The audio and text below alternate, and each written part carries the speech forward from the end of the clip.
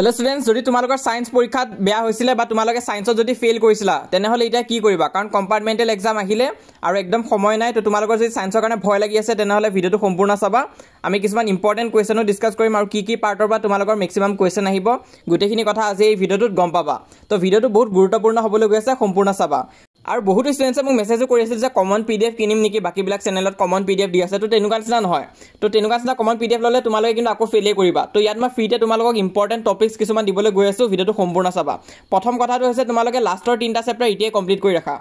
লাষ্টৰ তিনটা এই কাৰণে চাব দিছো কাৰণ সেইখিনি সবতছে ইজি চেপ্টাৰ হয় তোমালোকে 4-5 ঘণ্টাতে গুটেখিনি কৰিম বুলি ক'লে কৰি ল'ব পাৰিবা বহুত ইজি হয় তোমালোকে জাস্ট ৰিডিং দি গলে হ'ল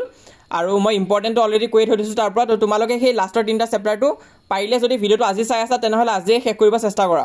নেক্সট কথাটো হৈছে ইম্পৰ্টেন্ট টপিকস তো ইম্পৰ্টেন্ট টপিকস কিছুমান আছে যোনখিনিৰ পৰা ম্যাক্সিমাম কোৱেশ্চন আহে কাৰণ যিকোনো এটা চেপ্টাৰত সেই 80% কোৱেশ্চন তোমালোকৰ 20% টপিকৰ পৰা আহে তো হেতু তোমালোকে জানিব লাগিব তাৰ ওপৰত মই আগতে বহুত ভিডিও দিছিলো হলো ইয়াত মই তোমালোকক এটা এক্সাম্পল দি বুজাব চেষ্টা কৰিম তো ইয়াতে আমাৰ আছে ৰাসায়নিক বিক্ৰিয়া আৰু সমীকৰণ কেমিক্যাল ৰিঅ্যাকশন এন্ড ইকুৱেশন তো ইয়াত মই তোমালোকৰ কাৰণে এখন প্ৰিপেয়াৰ কৰি আনিছো তো ইয়াত ইম্পৰ্টেন্ট টপিক আৰু কোৱেশ্চনখিনি মই ইনক্লুড কৰিছো ইয়াতে তোমালোকে চোৱা what do you mean by chemical reaction chemical reaction is a process that occur when two or more molecules interact to form a new product তাছৰ ৰাসায়নিক বিক্ৰিয়া কি হয় তো অসমীয়া আৰু ইংলিশ দুটাতে মই দি থৈ দিছো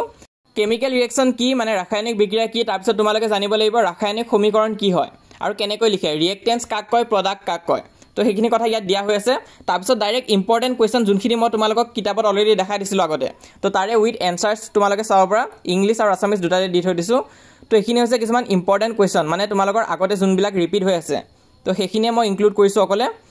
তো এই দুটা প্ৰশ্ন ইম্পৰ্টেন্ট আছিল তোমালোকৰ তাৰপিছত নেক্সট তোমালোকে যদি চোৱা তেনেহলে কেমিক্যাল ৰিঅ্যাকশনৰ কথা জানিব লাগিব গুটেখিনি টাইপ জানিব লাগিব এটা হৈছে সংযোজন বিক্ৰিয়া কম্বিনেশন ৰিঅ্যাকশন আৰু তাৰ এক্সাম্পল বিলাক আছে তো তোমালোকে সংযোজন বিক্ৰিয়া কি হয় আৰু তাৰ এটা উদাহৰণ চাবা ঠিক তেনেকুৱাকৈ বাকি বিলাকো আছে ডিকম্পোজিশন ৰিঅ্যাকশন বিযোজন বিক্ৰিয়া আৰু তাৰ এটা উদাহৰণ তোমালোকে চাব লাগিব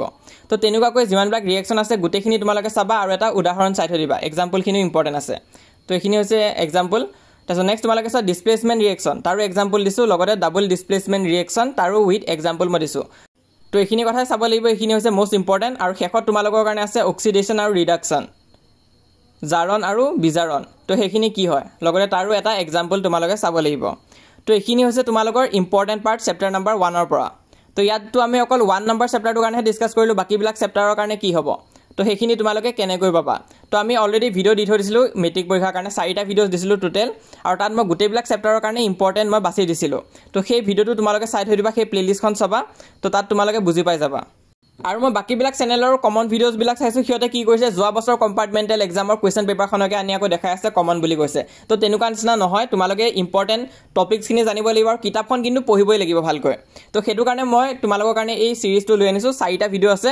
লিংকটো মই পিন কমেন্টত দি দিম প্লেলিষ্টৰ সেই প্লেলিষ্টখন তোমালোকে চাই থৈ দিবা তো 4টা ভিডিও তোমালোকে গুটে A to Z গম পাই যাবা কিতাপখনৰ পৰা কোনটো চেপ্টাৰৰ পৰা কোনখিনি পাৰ্ট ইম্পৰ্টেন্ট আছে সেইখিনি তোমালোকে ইতে পঢ়ি থৈ দিবা আৰু মই ইয়াত যোনখিনি কোৱেশ্চন তোমালোকক দিছিলো সেইখিনিকে বহুতো চেনেলে কি কৰিছে তোমালোকৰ কাগজত লিখি লৈছে আৰু সেইখিনিকে কমন বুলিকে সেল কৰি আছে তো কোনো ধৰণৰ পইচা দিবলৈ দৰকাৰ নাই তো এই কম দিনত তোমালোকে কিতাপখনে ভালকৈ পঢ়া বেলেগ ইমানটা ফলো কৰিব নালাগে কিতাপত যি আছে যোনখিনি টপিকস ইম্পৰ্টেন্ট আছে সেইখিনি অকমান ভালকৈ পঢ়ি থাকা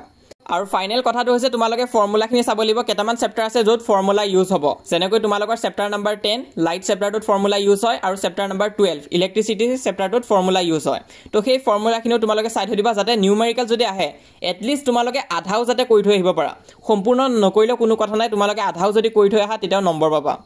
আৰু এটা কথা ইয়াত কিন্তু এমসিকিউ আৰু থিওৰি দুটাই থাকিব